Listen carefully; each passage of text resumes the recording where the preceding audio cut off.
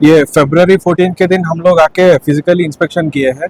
हमको फार्माकोविजिलेंस चारमीनार के तहत से बहुत सारे कंप्लेंट्स आए हैं कि अताउल्ला, डॉक्टर अताउल्ला के नाम से इंस्टाग्राम में बहुत सारे मिसलीडिंग एडवर्टाइजमेंट्स आ रहे हैं।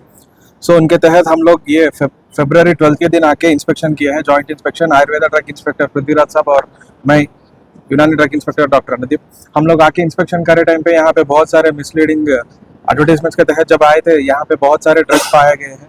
वो ड्रग्स भी हम लोग उठा के उसको सैंपल के लिए हमारे Telangana state drug testing laboratory के लिए भेजे गए थे। तो ये ड्रग्स जो है बिना लाइसेंस के मैन्युफैक्चर करे सो ड्रग्स है और ये अनलेबल्ड मिसलीडिंग ड्रग्स है। तो ये इस तरीके से नहीं करना चाहिए। तो ये सारे ड्रग्स को हम लोग जो सैंपल्स में समा के, एक सैंपल हमारे ऑफिस में और एक सैंपल जो है सो हम डिटेल के लिए भेजे हैं। उसको आने के बाद इसके ऊपर कार्रवाई की जाती है। और ये जो डॉक्टर यहाँ पे जो प्रैक्टिस कर रहे हैं ये बिना लाइसेंस के हैं और इनके पास कोई मेडिकल डिग्री नहीं है। ये ऐसे आवाम के साथ ये धोखा के जैसे ही माना जाता है। सिर्फ एक लीगल डॉक्टर ही एडवाइस कर सकता है कि कौन सा ट्रीटमेंट में कौन सा इलाज कर सकता है।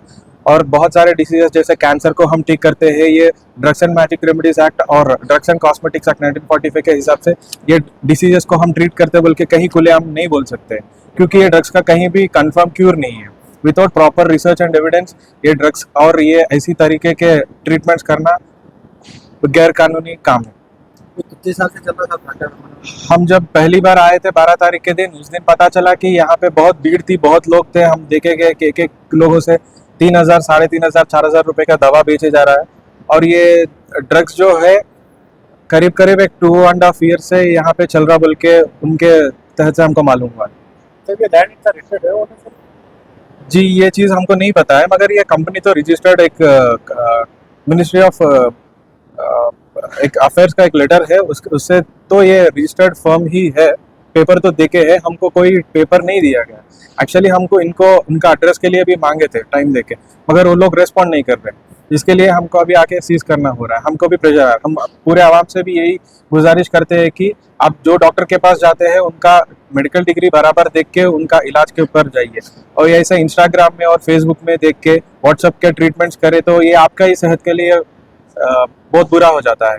ये सेहत के लिए अच्छा नहीं होता है। कि क्या है, देखिए एक 10 रुपए का सॉल्ट का पैकेट के इतना मेंशन रहता है इसमें क्या है, कैसा बना है, कब बनाया गया है।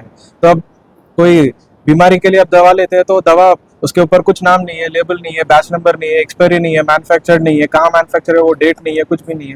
तो वो दवा खाने से आपको फायदा से ज़्यादा नुकसान हो जाता है। तो ये आवाम से भी ये गुजारिश है कि ऐसे क्वैक्स को, ऐसे जो गैर डॉक्टर के इलाज जो करते हैं उनसे सावधान रहना है और सतर्क रहना है। सर अगर कोई पब्लिक आप तक नहीं छोड़ना चाह रही है कोई और इन्फॉर्मेशन देने के लिए, तो आप सबको कहाँ पर?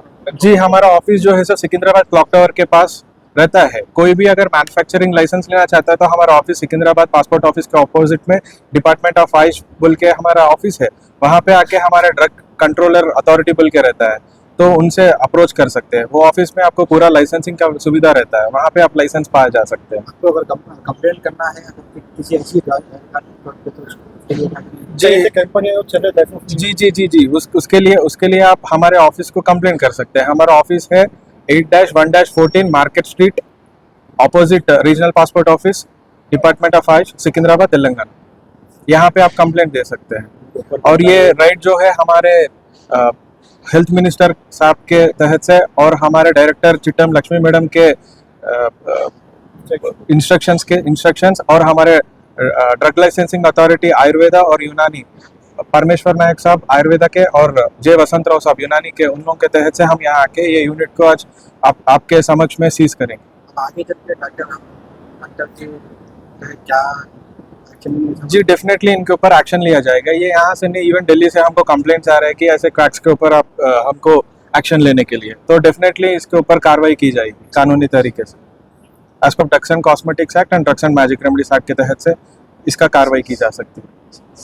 फिलहाल तो अभी हम सीज नोटिस देके इसको सीज करेंगे ये यूनिट को। ये जी देखिए, ये हॉस्पिटल बोल के आप बोल रहे हैं, ये इसका कोई लाइसेंस नहीं है।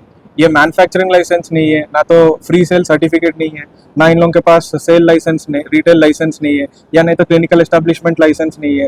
इन लोगों के पास कोई लाइसेंस नहीं है। जब हम उनके जीएमपी एक्चुअली जो भी आयुर्वेदा और यूनानी सिद्धा के ड्रग्स होते हैं, ये जीएमपी नॉर्म्स के ही यूज करना चाहिए। जीएमपी मतलब गुड मैन्युफैक्चरिंग प्रैक्टिसेस। ये लोग दिखा है तो यूके का, यूएसए का, इधर का उधर का दिखा रहे हैं, वो नहीं चलेगा। लैंड ऑफ लॉ इधर का, इंडिया का अपने कानून के हिसाब से जीएमपी सर्टिफिकेट तेलंगाना में जो प्रैक्टिस करेंगे वो लोग यहाँ के जीएमपी सर्टिफिकेट जो फर्म्स रहते हैं उन्हीं से लेना चाहिए। अब कोई भी दवा उठा के देखेंगे उस पर रहता है कि तेलंगाना का लाइसेंस नंबर रहता है, T-U- ऐसा एक नंबर रहता है और जीएमपी लोगो रहता है, वही दवा जेन्युइन रहता है।